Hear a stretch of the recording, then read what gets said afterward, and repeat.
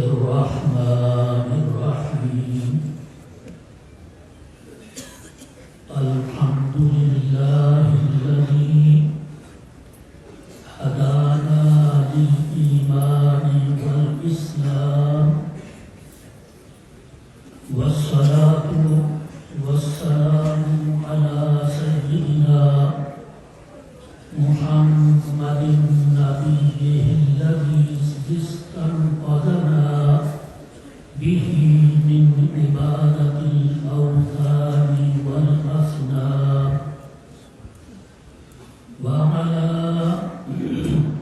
آله وأصحابه النجباء البررة الكرام أما بعد آج ہمیں عمدۃ الواصلین قدوۃ السالکین خواجہ خواجگان شیخ المشائخ جناب قبلہ حضرت صاحب رحمت اللہ علیہ کے 14ویں سالانہ عرس مقدس کی تقریب سعید میں شرکت کی سعادت حاصل ہو رہی ہے۔ برادران شریعت و احباب طریقت، اللہ تعالی ذات وحدہ لا شریک جل مجدہ الکریم کا ارشاد گرامی ہے وَعَلَى اللَّهِ فَلْيَتَوَكَّلِ الْمُؤْمِنُونَ۔ ترجمہ: اہل ایمان کو صرف اللہ پر بھروسہ کرنا چاہیے۔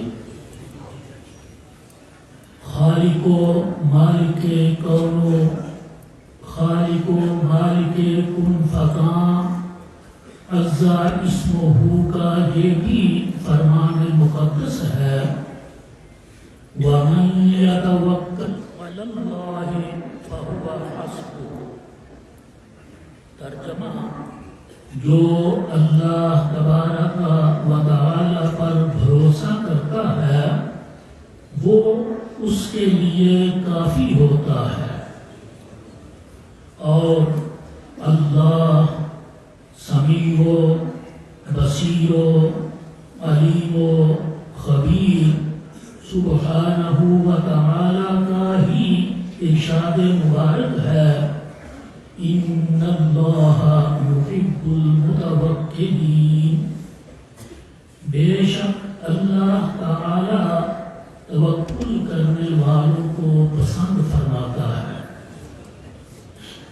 اللہ تبارک و تعالی کے محبوب حضور دانائے وجود صلی اللہ علیہ وسلم کی حدیث پاک ہے من احب ان یکون اقوی الناس فلیتوکل علی اللہ۔ صحیح ابن حبان حدیث نمبر 729۔ ترجمہ: جو شخص یہ عمل پسند کرے کہ وہ تمام لوگوں سے قوی تر ہو جائے تو اسے اللہ تعالی پر بھروسہ کرنا چاہیے۔ دیگر کئی ارشادات ربانیہ جل ذکرہ اور فرامین نبویہ صلی اللہ علیہ وسلم سے صفت توکل اپنانے کی رہنمائی ملتی ہے۔ حضرات سامعین کرام، توکل عربی کا لفظ ہے، اس کا معنی ہے کسی پر بھروسہ کر کے اپنا معاملہ اس کے سپرد کر دینا تاکہ وہ اسے سر انجام دے، اور توکل علی اللہ کا معنی ہے کہ آدمی اسباب پر بھروسہ کرنے کی بجائے اللہ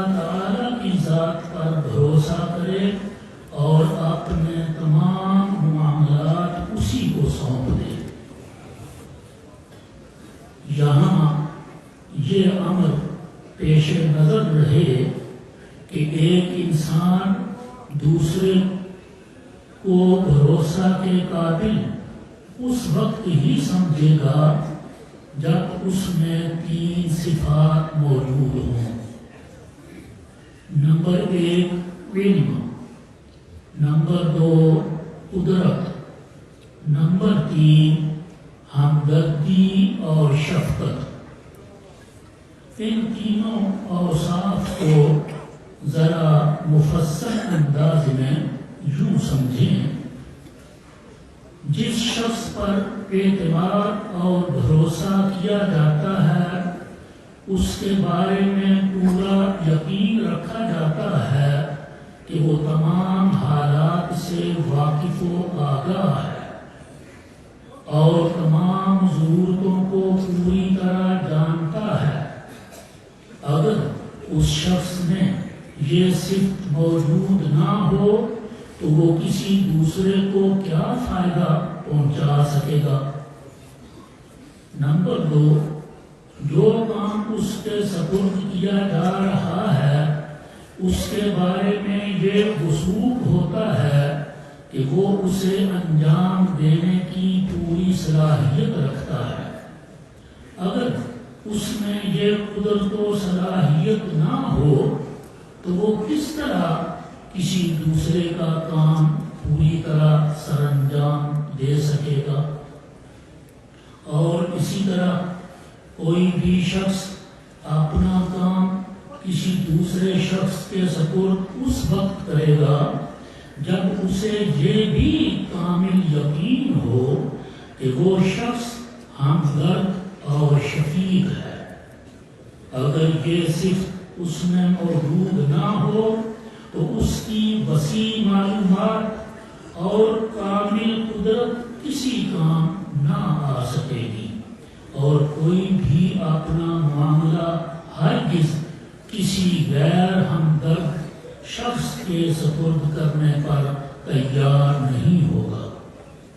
اگر غور و فکر سے کام لیا جائے تو یہ حقیقت پوری طرح عیاں ہوگی کہ مذکورہ تینوں صفات کامل و جامع ترین انداز میں صرف اور صرف ذات باری تعالی میں ہی موجود ہے، جو ازلاً ابداً اور ہمہ وقت ان صفات مبارکہ سے موصوف ہے۔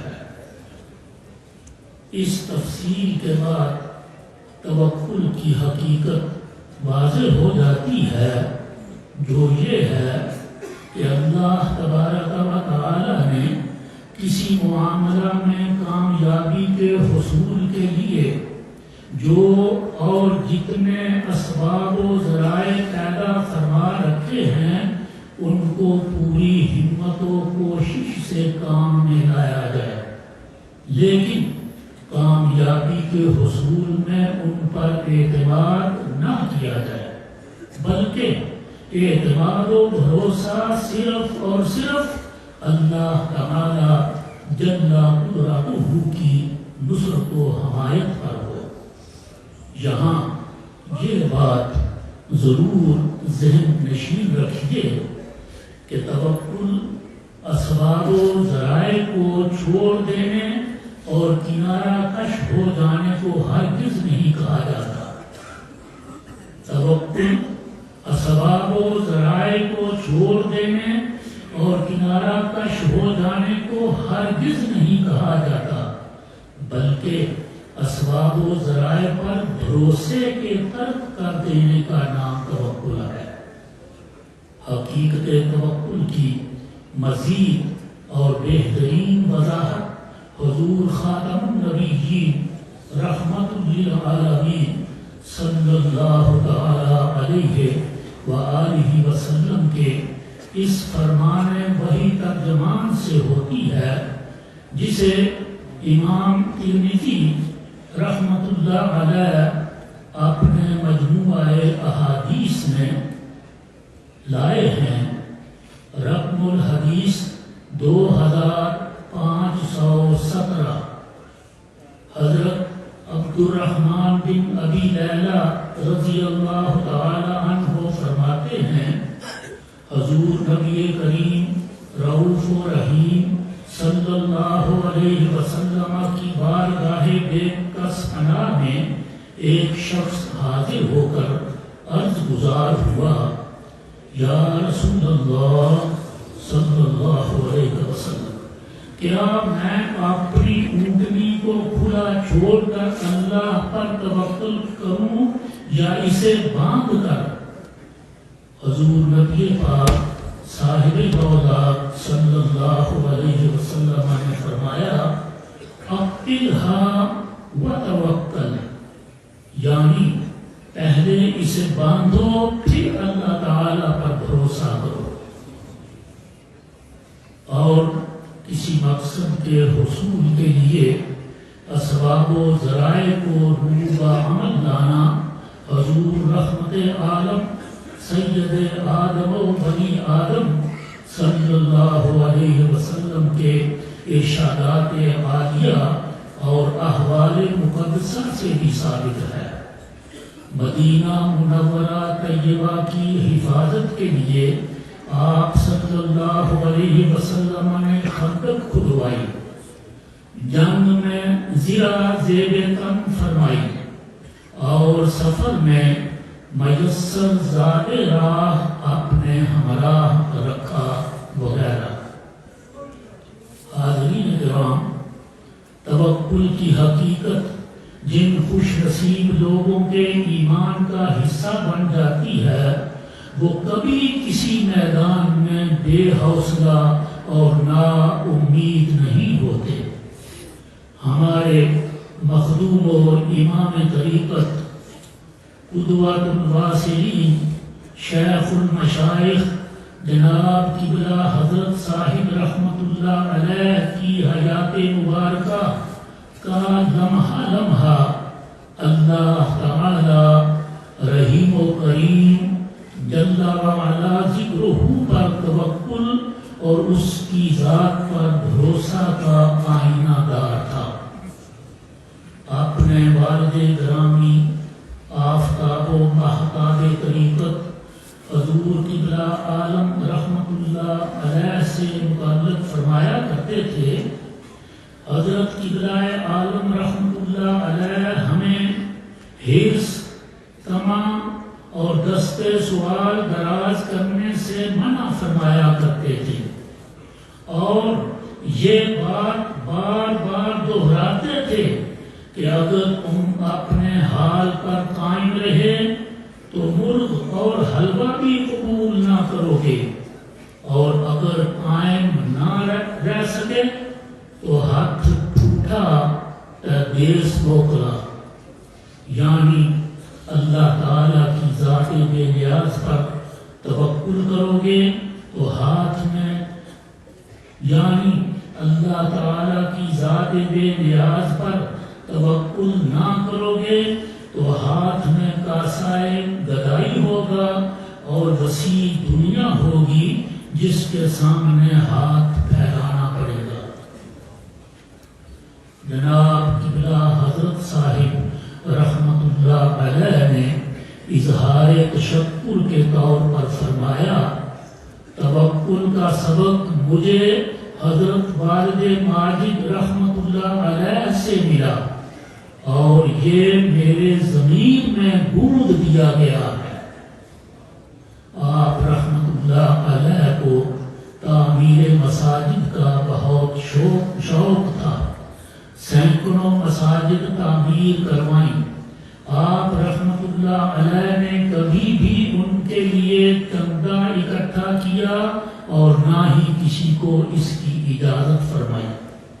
تعمیر مساجد پر اٹھنے والے اخراجات کے باعث اکثر قرض کی نوبت آتی رہتی تھی، بعض اوقات تو سالوں تک ان قرضوں کی ادائیگی کی صورت نہ بن پڑتی تھی۔ جب کسی مسجد یا فلاحی کام کے نتیجہ میں قرض بڑھ جاتا تو آپ بے ساختہ فرمایا کرتے تھے، اللہ ہی اللہ ہے۔ آپ فرمایا کرتے تھے، ہمارے سامنے کوئی پروگرام نہیں ہوتا اور نہ ہی کسی پروگرام کو انتہا تک پہنچانے کا عزم۔ یہی وجہ ہے کہ ہمارے کام برسوں تک ادھورے پڑے رہتے ہیں۔ ہم ان کے لیے وسائل تلاش نہیں کرتے۔ اللہ تعالی وقت پر ان کی تکمیل کے اسباب مہیا فرما دیتا ہے۔ اپنا کام بس اتنا ہے کہ جس کام پر دل جم جائے تو ہم اسے شروع کر دیتے ہیں، انجام تک پہنچانا مالک حقیقی کا کام ہے۔ مسبب الاسباب اور کارساز وہی ہے، وہی اپنی مہربانی سے کام آسان فرما دیتا ہے۔ یہ اللہ تعالی کی ذات پر کامل توکل و بھروسہ کا ثمر تھا کہ حضور قبلہ حضرت صاحب رحمت اللہ علیہ نے اپنے عظیم منصوبوں کے لیے وسائل، اسباب اور ذرائع کبھی تلاش نہ فرمائے، بلکہ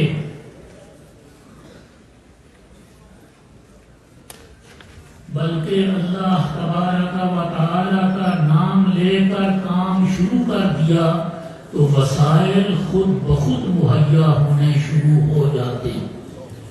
گویا وسائل آپ کی ذات و صفات کی تلاش میں رہتے کہ کب آپ ہمیں اپنے حضور حاضری کا موقع عطا فرماتے ہیں۔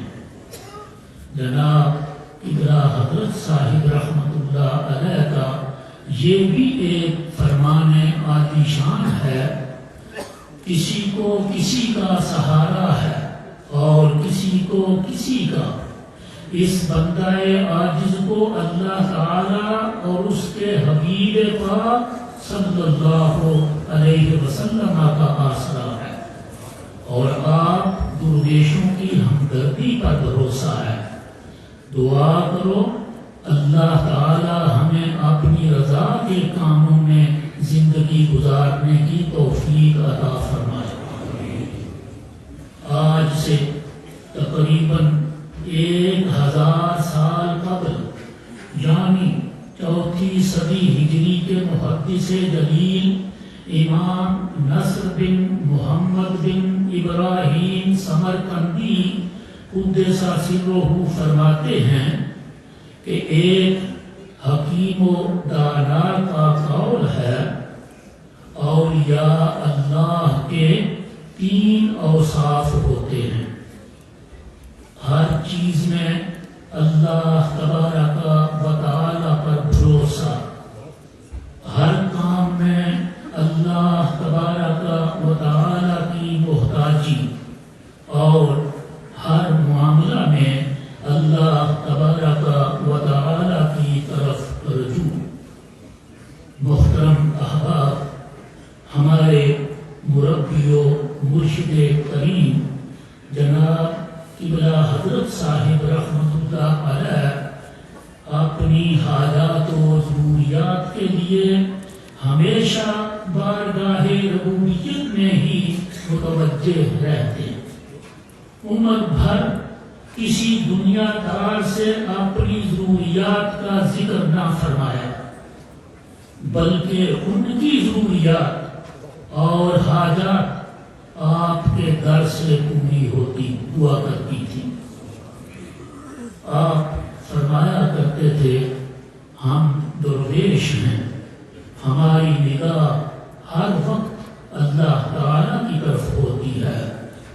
وہی ذات کارساز حقیقی ہے جو اس کشتی کو اپنے فضل سے بطریق احسن چلا رہا ہے۔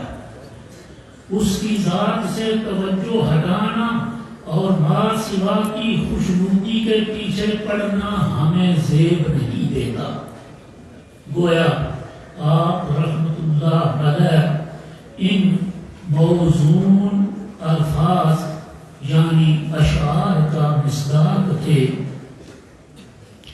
ساری دنیا سے پھیر کر آنکھیں، ساری دنیا سے پھیر کر آنکھیں دل میں تجھے بسا لیا میں نے، دل میں تجھے بسا لیا میں نے، نیند کیا رات کیا اندھیرا کیا، نیند کیا رات کیا اندھیرا کیا، تیرے ذکر کا نور پا لیا میں نے، نیند آئی تو اپنی آنکھوں میں، نیند آئی تو اپنی آنکھوں میں نے تیرا جلوہ جما لیا میں نے۔ اللہ تعالیٰ کی پاک ذات پر کامل توکل کرنا اپنے ہم اثروں میں صرف آپ ہی کا امتیازی وصف نہ تھا، بلکہ آپ کے آباء و اجداد میں بھی یہ صفت بدرجۂ اتم پائی جاتی تھی۔ آپ نے اپنے اخلاق اور سنگیوں کو اسی کی تلقین فرمائی اور فرمایا ہمارے اسلاف کی زندگی کھلی کتاب کی طرح ہمارے سامنے ہے، انہوں نے بقدر ضرورت پر اکتفا فرمایا، اپنی زندگیاں شریعت مطہرہ کے مطابق بسر کی، لوگوں کو نیکی اور خیر کا راستہ دکھایا، ان کی رہنمائی کے لیے مساجد کو اپنا مسکن بنایا۔ کل کی بات ہے، حضور کی بلائے اعظم رحمت اللہ علیہ لوگوں کی ایک بڑی تعداد کے روحانی پیشوا تھے، مگر بوقت وصال زیب تن ایک جوڑا ہی کل کائنات تھی۔ آپ کی باقیات سے کوئی دوسرا جوڑا برآمد نہیں ہوا۔ اللہ تبارک و تعالی کی ذات پر توکل کا یہ عالم تھا اور تجہیز و تکفین سے اتنی بے اعتنائی کہ گھر میں ایک پائی تک نہ تھی۔ ایک صاحب حیثیت روحانی